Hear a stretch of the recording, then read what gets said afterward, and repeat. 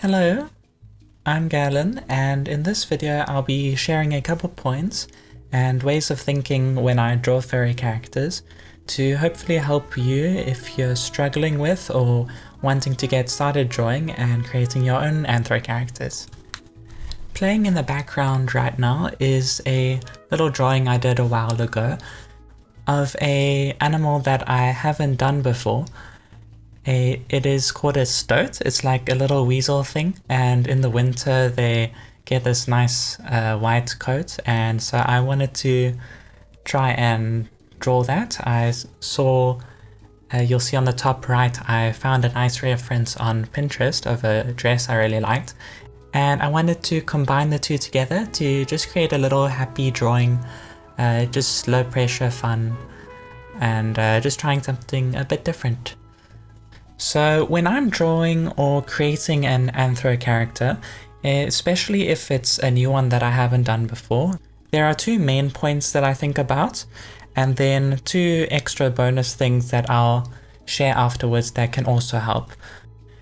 So the first thing that I believe really helps is to emphasize the characteristics of the animal that you've chosen into the character that you're drawing.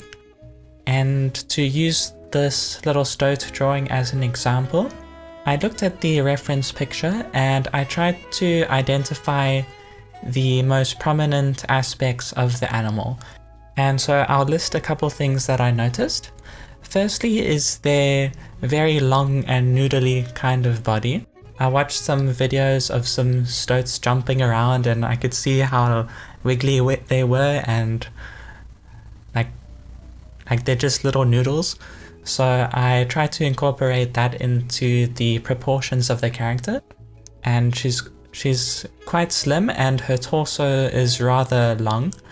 I didn't exaggerate the legs too much because I wanted the torso to be the main point that's stretched out, as well as the neck as well.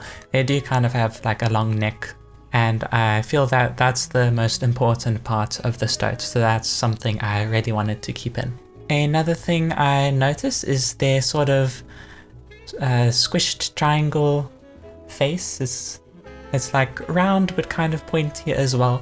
So I tried to make her cheeks a little bit triangular, and then I gave her a short snout and little short eyebrows as well to sort of carry on over that theme. Once I had all the proportions down and the base construction of the body, I started adding on the clothes and trying to fit the outfit around the proportions that I've established. So when you're making your own character, I'd suggest that you give yourself a bit of time to look at the references you've picked out and try to notice what stands out about the animal you want to draw, and implement that either into the proportions or how the character will be posed and how you want to exaggerate things. The second major point that I'd like to touch on is anatomy. That's to say that there are many ways that you can interpret an anthro character. And if you're feeling overwhelmed by all the options there are and all the different ways you can draw things when it comes to blending the human and animal anatomy, here's something I tried to think about that could hopefully help you get started. So, when making choices on the anatomy of your character, you can break it down into two parts in order to narrow things down. And the two things that I think about are appeal and function. To give an example of this, when I say appeal, I mean the feeling or aesthetic that you want to convey with your character. And the way that those things can influence the anatomy of your design is that, let's say you want your character to be very soft, cute, and cozy, and that's the sort of thing that you like. Maybe it would be a good idea to keep more of the animal anatomy into it. So let's say I wanted to apply that to the stoat. I've chosen a mostly humanoid anatomy. It's fairly somewhat semi-realistically proportioned, aside from the exaggerations I made to the torso and body type. But if I was going to make it more cutesy and soft kind of feel, I would make the legs shorter and more like the actual stoat's anatomy instead of humanoid legs, and I'd probably give them a less structured face and blend it in a bit more with the neck. So maybe lean more into the animal side for certain aspects to convey the sort of feeling that you want. The other thing I mentioned is function, which is thinking about how your character would move around and interact with things.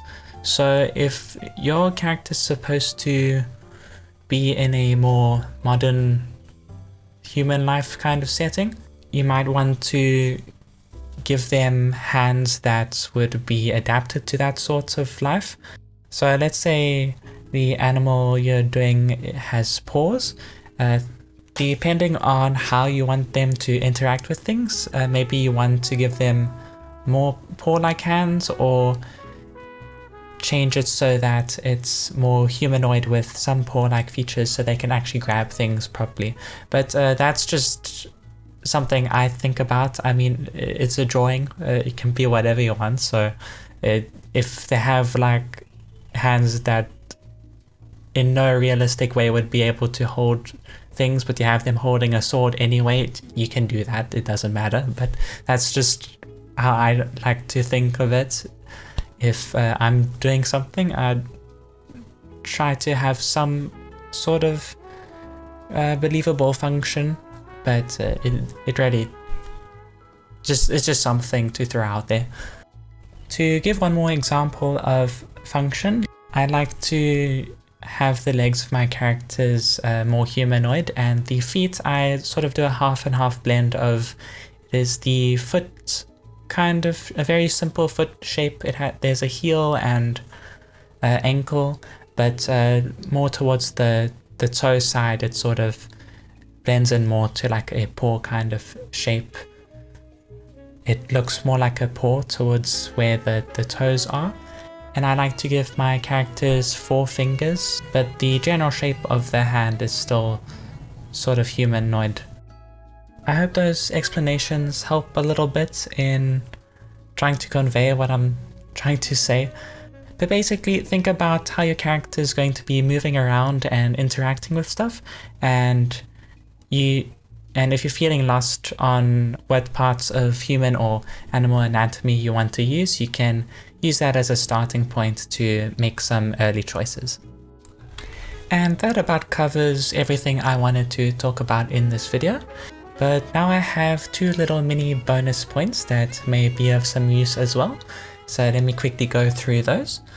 So second to last thing is to learn about the animal that you're wanting to draw.